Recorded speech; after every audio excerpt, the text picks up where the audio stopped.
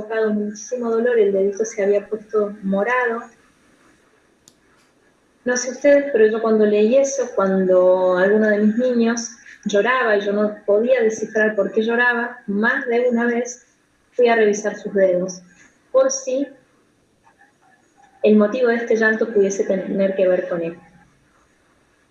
Así que la idea de compartirles esta que es hoy una especie de guía que comparto con la intención de que la revisemos, es un punto que al menos a mí me sirve para pensar, ¿sí? Y estas hipótesis pueden ser, cuando hay una conducta sexual problemática, nos pusimos a pensar si puede ser como una búsqueda de sensaciones placenteras, como una manera de utilizar y ocupar el tiempo libre.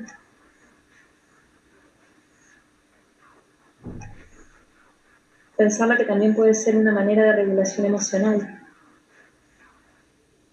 Una conducta masturbatoria provoca un efecto fisiológico de mucha relajación. ¿Estará pasando algo en el entorno que hace que esta persona recurra a esta situación? ¿Esta persona está expuesta a situaciones acordes a su edad, a sus intereses? También pensar si esa persona habrá estado expuesta a una exposición o sobreexposición a información que quizás cuesta digerir, cuesta comprender, cuesta darle un contexto. Hay información sexual que es sumamente explícita y muchas veces alguien que quizás haya hecho una búsqueda en internet en relación con alguna situación de sexualidad podrá haber visto cómo la información de pornografía rápidamente empieza a aparecer y se empiezan a abrir muchas ventanas en la computadora si uno no tiene los filtros y los antivirus actualizados y activados. Se puede que haya recibido mucha información. O puede ser también que esa persona haya estado expuesta a situaciones de vulneración o abuso. ¿Cómo nos comunica? Una persona que, como hablábamos al principio, fue creciendo expuesta a tener que aguantar y tolerar las situaciones sociales pese a la incomodidad. ¿Cómo nos comunica alguien que no utiliza el lenguaje verbal, oral?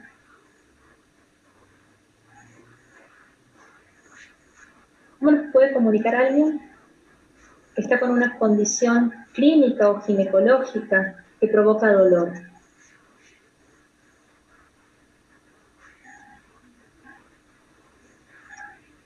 Hay algo muy frecuente en las mujeres, que son las candiasis, que realmente es una experiencia absolutamente terrorífica. Aquella mujer que haya transitado por esta experiencia sabe que es desesperante la necesidad de rascarse, y lo que uno se rasca es la zona genital. ¿Es con intención de buscar placer? ¿Alguna vez pudimos pensar que quizás haya condiciones ginecológicas que puedan estar por debajo de esta conducta? El dolor. Hace pocos años se empieza a hablar públicamente de endometriosis. Hay muchas mujeres que todavía consideran que sus ciclos están condenados al dolor. ¿Consideramos la importancia de la incorporación de un ginecólogo o de un urólogo en los equipos profesionales cuando uno trabaja con adolescentes y adultos? Puede ser que esta conducta que aparece se deba a la falta de comprensión de la situación o la anticipación.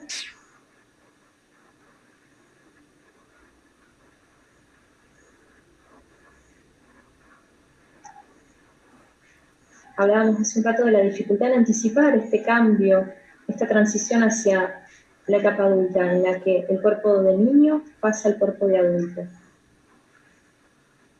Y hay situaciones que quizás en el cuerpo de un niño no sean tan llamativas.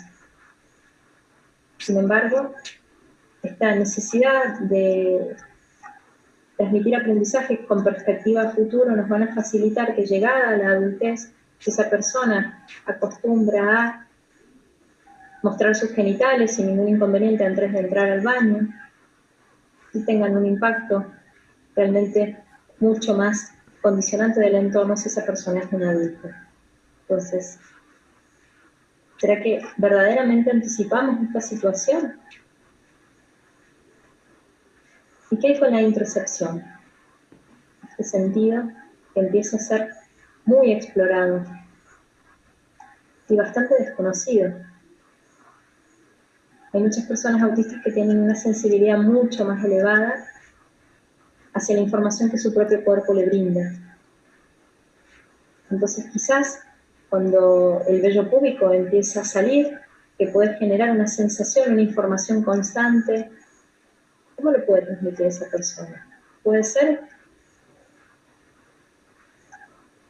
tocándose sus genitales. ¿Y qué hay con la identidad y la diversidad sexual? ¿Cómo la comunica?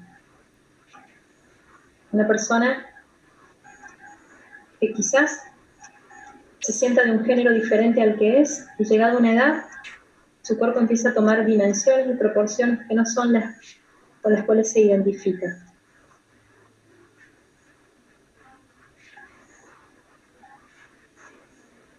Fíjense que lo planteo a modo de pregunta. Y vuelvo a decir, estas son reflexiones que hoy comparto con ustedes.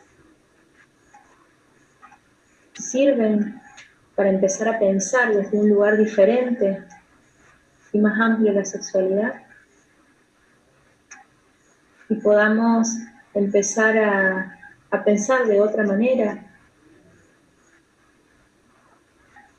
Creo que vale la pena considerarlo.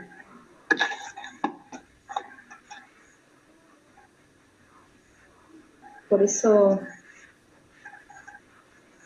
hoy quería también partir de esta frase de Carl Rogers, porque en lo personal me siento muy reflejada. Él en un momento de su vida profesional se detiene a reflexionar y dice, en sus primeros años como terapeuta se hacía esta pregunta: ¿cómo puedo tratar, curar o cambiar a esta persona? Ahora formularía la pregunta de esta forma: ¿cómo puedo proporcionar una relación que esta persona pueda usar para su propio crecimiento personal, para su propio beneficio, para aceptarse tal cual es? Creo que justamente ahí está el desafío. Porque algo muy curioso sucede. Cuando una persona se acepta tal y como es, empieza a ser posible el cambio. Pero para eso es absolutamente necesario que podamos pensar y legitimar la diferencia que tenemos con las personas autistas.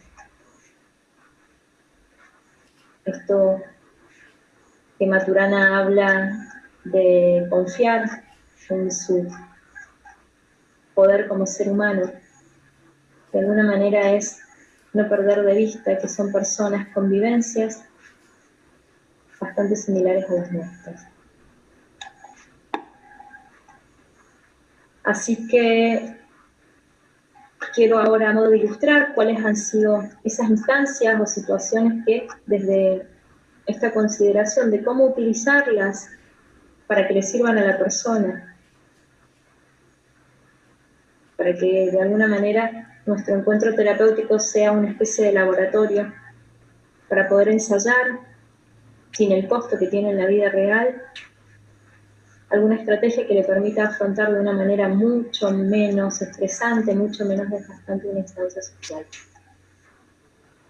Así que les voy a compartir esto que para mí han sido como las alarmas y después los faros que me han ido guiando a identificar y legitimar que la vivencia autista es diferente y por lo tanto hay situaciones que sí o sí van a provocar un impacto que tengo que tener en cuenta. Para empezar, revisar cuál es el vocabulario que utilizo para hablar de sexualidad. ¿Es un vocabulario que tiene sentido? En general, la sexualidad está dotada de muchísimos adjetivos, muchísimos sustantivos que quizás dicen bastante poco o son bastante confusos. Por ejemplo, uno le dice a un varón, no te toques el pajarito que se va a salir volando, que suele ser una frase que se usa habitualmente para intentar inhibir la tendencia de una persona a masturbarse. Tenemos que empezar a pensar, ¿qué estará entendiendo? ¿Es claro esto que quiero decir? Los nombres que existen en relación a las partes, a los genitales, tanto de los hombres como de las mujeres, son claros, son específicos. Acá en Argentina tenemos un término, el chamullar, que es hacer el filo. Es toda esta instancia de cortejo a través de las palabras que se hacen previa a cualquier tipo de relación. ¿Qué quiere decir? ¿Cómo se hace? ¿Qué es hacer el amor? ¿Qué significa? Son palabras que tienen sentido, informan, brindan información lo suficientemente concisa, concreta, para que la persona la pueda entender. Empezar a pensar entonces, si le damos a las partes del cuerpo, a todas, el nombre que tienen, o reservamos para los genitales otro tipo de palabras.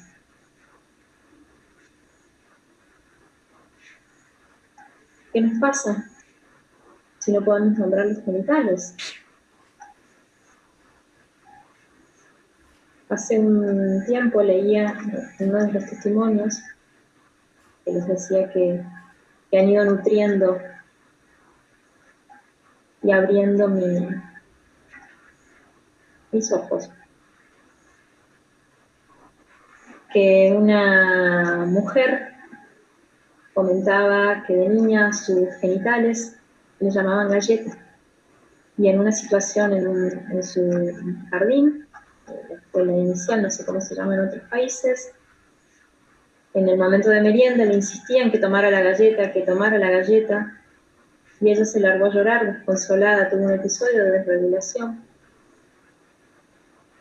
hasta que pudieron entender que esa persona era abusada, y la palabra que su abusador utilizaba para nombrar sus genitales era galleta.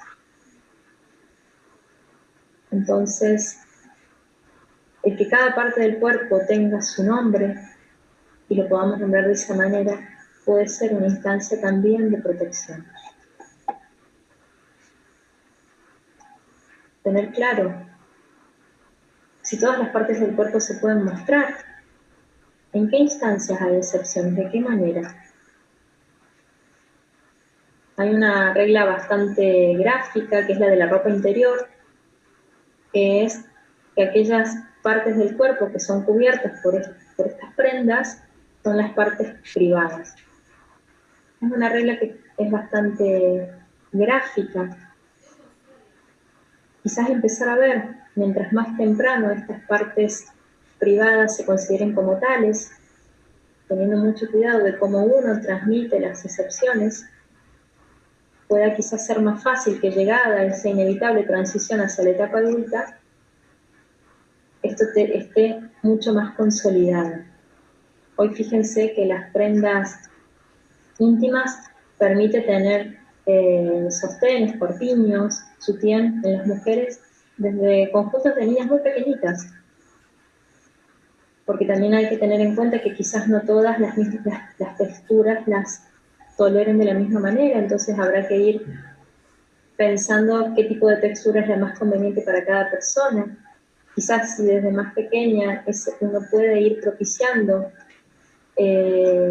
la presión sobre la zona del busto, puede que sea que sea más tolerable cuando llegue la edad en la que este cuerpo tenga dimensiones adultas. La importancia de que quede claro cuáles son las conductas públicas y cuáles son esas conductas que son privadas. Empezando a ser muy específicos, porque en general podemos decir claramente que hay conductas que son públicas, comer, uno puede comer, bailar en público, caminar, ¿sí? Peinarse. Hay distintas conductas que uno puede hacer en público y hay otras que son privadas y en general asociamos como lugares privados el baño o la habitación. Hay que ser muy específico porque si en un intento de rápidamente limitar una conducta a un contexto y decimos que la conducta masturbatoria se puede hacer en un baño, hay muchos tipos de baños. Están los baños públicos, los baños de la casa de algún familiar, los baños de la casa de algún amigo. Entonces es sumamente importante que empecemos a ser muy claros y a tomar conciencia si esa información es suficiente o si es necesario ajustarla, es necesario brindar el mayor detalle posible para que esa persona pueda comprender con absoluta claridad qué es lo conveniente. La frontera personal. Algo ya hacía mención al principio, que ha sido, creo, una de las situaciones, y es una de las situaciones de mayor comprensión de nuestra parte por las que tienen que transitar las personas autistas. Es importante que veamos si estamos exigiendo, si estamos haciendo estirar esa tolerancia, esa frontera, ese permanecer en contacto con otros, ¿sí? Porque de alguna manera las situaciones sociales generan cierta incomodidad, cierto desgaste, y toleramos que la persona pueda alejarse cuando considera que ya es suficiente. ¿Qué herramienta le brindamos? En este punto quisiera ilustrarlo con situaciones de personas con las que trabajo. Hace unos meses atrás, el año pasado, una persona con la que empecé a trabajar, cuando yo llego al lugar donde está mi consultorio, esta persona estaba con alguien que lo tenía abrazado. Era una situación, al menos a mí me llamó la atención porque sabía que iba solo. Lo tenía abrazado a otra persona y le hablaba muy cerca. Cuando llego y le pregunto si estaba bien, me dice, sí, sí. Bueno, esta persona se aleja. Bueno, finalmente era una persona que le estaba pidiendo dinero en una conducta de contacto bastante invasiva, al menos a mí me resultó un poco chocante. Y le preguntaba, ¿pero todo bien? Sí, sí, sí, me decía él. Y recién cuando yo le dije, ay, qué situación fea, a mí me resultó como muy chocante. Yo ese tipo de contacto no me resulta agradable. Recién ahí cuando escuchó que era una situación que me incomodaba y que quizás a él también lo podía incomodar, pudo decirme que sí, que no había sido algo agradable para él. Así que la pregunta fue si él hubiese querido zafar de esa situación, salir de esa situación, y me dijo que sí, pero que no sabía cómo. Entonces, sí que esta posibilidad de identificar hasta cuándo esa tolerancia existe, está presente en las personas autistas.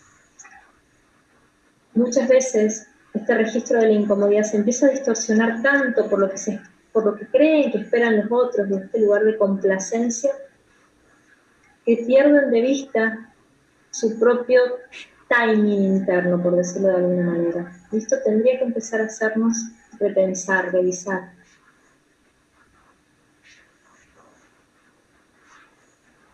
Otra situación que también para mí fue muy reveladora, fue con una adolescente en aquel momento, que durante sus años de escolaridad había sido todo un desafío el poder lograr tener su grupo de referencias y su grupo de pares, algo que ella realmente celebraba con mucho orgullo.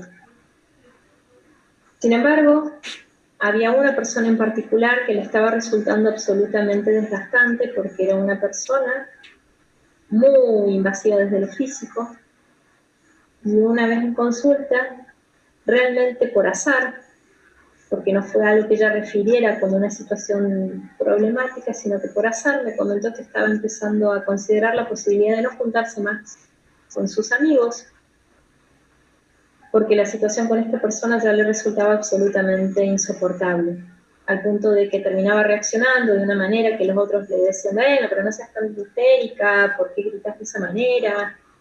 Era algo que para ella era intolerable, y la opción que ella había considerado como única posible para salir de esta situación era dejar de ir a estas salidas. Vuelvo a decir, fue por azar que hizo el comentario, porque ese fin de semana tenía previsto una salida. Y cuando escuché su relato y sabiendo lo que le había costado tener ese grupo de referencia, se me ocurrió preguntarle si eso era lo que ella verdaderamente quería, dejar de juntarse con sus amigos, y su respuesta rotunda y absolutamente instantánea fue que no. Entonces ahí fue necesario empezar a pensar qué herramienta se puede pensar y se le puede brindar de control de la situación. Porque si no dejamos que la duración de esta experiencia de abrazo, porque era lo que ella sentía como absolutamente intolerable, el abrazo duraba lo que el otro quería que durase. Sin embargo, descubrimos que había otra posibilidad, que era que ella pudiese tener el control de la duración de esa situación. Pudimos ejercitar, pensamos entre las dos una estrategia que quedase, con la cual ella se sintiera cómoda, y la pudo poner en práctica y le funcionó muy bien. Entonces, vuelvo a decir, esto de la frontera personal es sumamente importante, porque permite la protección ante una situación de abuso. Entonces, si la persona cree que la señal que emite su cuerpo está equivocada, es errónea, algo ahí hay que hacer. ¿De qué manera entonces le damos a la persona herramientas que le sirvan para poder ella regular la duración de esas interacciones? Y en relación a la frontera personal, algo que quizás no tiene que ver con lo físico, pero sí con la cantidad de información, ¿sí?, que uno brinda, es también poder limitar. Vuelvo a decir, comparto preguntas que aún al día de hoy me sigo haciendo, no porque tenga las respuestas, sino con la intención de que nos detengamos a pensar el impacto que tienen en la vida de una persona.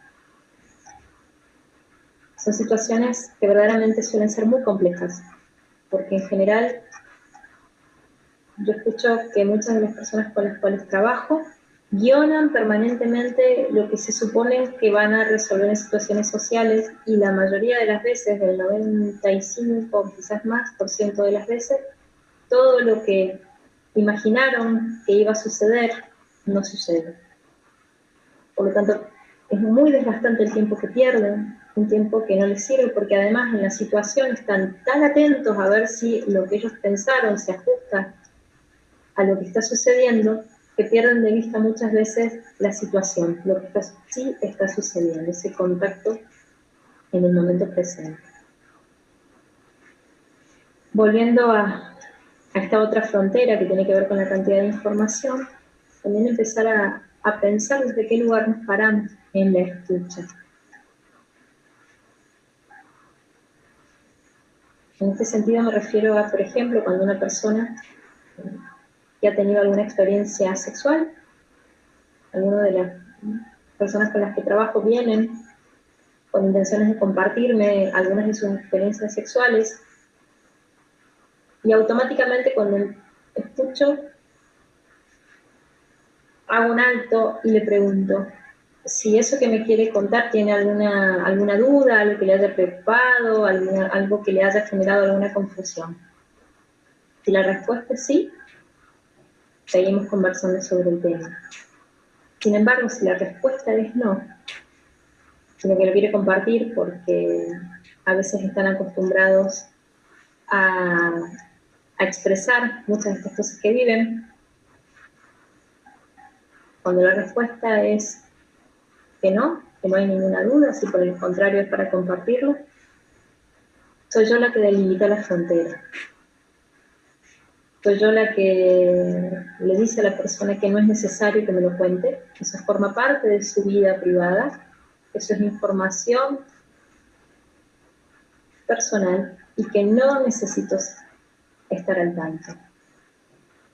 Que me alegra que esa experiencia fue positiva y que con solamente saber si para esa persona estuvo bien así, ya para mí es suficiente.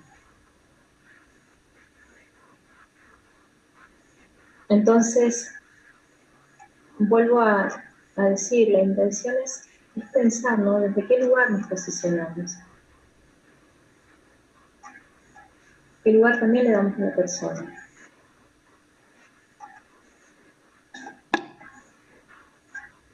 Siguiendo en esta línea de situaciones a reflexionar, es empezar a revisar si de todas las maneras de saludar posibles que esta cuarentena, este COVID-19 nos ha hecho replantear, porque drásticamente nuestros modos habituales de relacionarnos y de vincularnos se han modificado. En Argentina son absolutamente físicos en los saludos. Las personas nos saludamos muchas veces con beso, aunque nos hayamos visto muchas veces en el día, nos volvemos a saludar con besos, o quizás en otros países no sucede igual. Sin embargo, esta pandemia nos ha mostrado que podemos habitar nuevas maneras de vincularnos. Sin embargo, es fundamental que veamos si las validamos a todas por igual o forzamos. En algunos lugares es bastante común, en algunos padres es bastante habitual, que obliguen o fuercen a sus hijos a saludar a todos los adultos, aún personas desconocidas, con un beso. Esto es muy importante revisar. Porque muchos niños no saludan porque les genera incomodidad. Y no está mal. Hay muchas formas de saludar que pueden ser válidas. Nadie pone en duda que el saludo es la pauta, como yo suelo decir a mis propios hijos y a las personas con las que trabajo, el saludo de la pauta de que yo llego a un lugar y reconozco las personas y los objetos. ¿Sí? Y para saludar puedo tener un amplio abanico de alternativas. Puedo saludar con la mano, puedo decir hola, puedo hacer solamente así, puedo sonreír, puedo dar la mano, puedo dar el codo como ahora se está haciendo, puedo dar un beso y un abrazo. Entonces, es empezar a revisar si nos permitimos y validamos todas por igual las distintas maneras de saludar. Porque de alguna manera